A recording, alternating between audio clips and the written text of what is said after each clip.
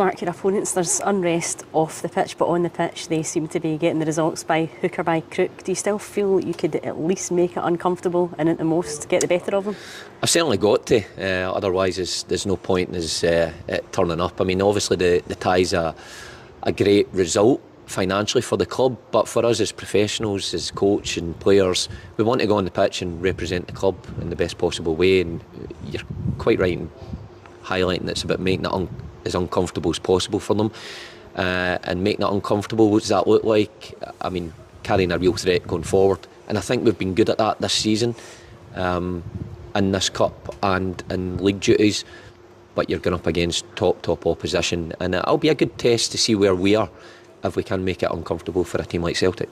I know every manager says they approach every game in the same way and keep it the same for the players, but have you felt a different kind of a buzz around the players this weekend in training and things like that? Well, we've tried to keep it the same in terms of our lead-in time and all the stuff we do, but there's no doubt there has been a buzz about the place in terms of the excitement the tie brings.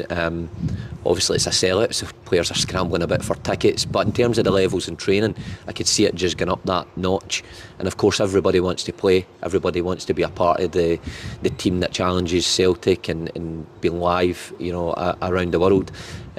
Today's training was particularly sharp and quite competitive, and of course that's the way you always want training to be, but it never quite works out that way. You never quite get those levels consistently, but this week has certainly been a bit special, so I think you can clearly see that the players are looking forward to the challenge ahead.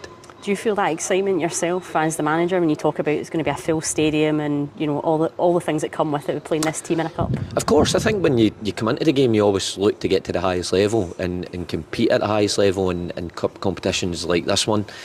You always look to pit your wits against the best coaches and the best teams, and I'm early into my Partick Thistle reign here, but I've had some good challenges against some experienced managers, and this is just probably the culmination of it all, coming up against a manager and a coaching team that have been there and done it in this country and ticked all the boxes and played at the highest level. So again, a good test for myself and my coaching team to see if we've come up with the right game plan to go against them, and we'll quickly find that out, because the tide will come against us, and hopefully we've put the right ideas across to the players and they carry it out, and we have a good account of ourselves. You know better than anyone what it's like to play for one of the old firm teams and all the expectation and pressure that comes with it, everything that's going on off the pitch. Do you understand the fans' annoyance at maybe not having the control over certain things that they would like to see happen at Celtic?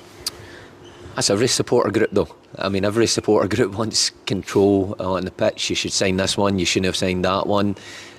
Celtic have got a very good structure in place and have done for a number of years, and I get frustration going into the Champions League, but you can be sure that they've got a bench full of quality, a starting 11 full of quality that can compete and probably should win domestically year on year.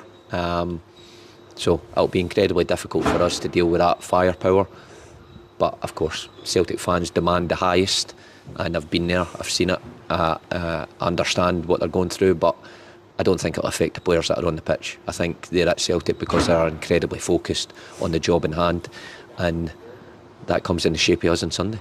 And you've got, of course, Alex Rae, your number two. Between the two of you, you've got a great experience of playing for old firm teams, playing in big matches. How does that transport into the dressing room when you're speaking to the players about a game like this? What the two of you have been through in your career? Well, we've not tried to go over it too much or bore the players about our old stories this week, but I think when it comes down to it, and those final few moments before the players go out, I think it's important that we just touch on our experiences, probably sitting in the dressing room opposite, that you can make it uncomfortable, even though Celtic are at a certain level. You can still make it uncomfortable for any team, and I've been there. I played against teams like Berwick Rangers and Ross County and things like that you're just a shoe-in to beat, but never quite goes like that. So it's up to us to make the players believe that that's possible, and then it's up to them once they cross the line to go out and carry out the ideas and what we've been doing all season, and if they do that to the top of their ability, I'm sure we can make it uncomfortable for Celtic. And you have real confidence this could be a really special day on Sunday for Partick Thistle? Well, it already is. I mean, when you see the sellout, that's a special day here, and the fans, there is optimism. I'd much rather be coming into this game in the form that we're in, than having, you know, kind of limped along and drawn a few and lost a few. We're in good form, and we're going to have to be in good form if we're going to, you know, trouble Celtic in any way. So I think we're in a good place. You know, we're optimistic, of course realistic at the same time of what we're up against, but we're certainly going to give it our best shot. We're not here just to make up the numbers.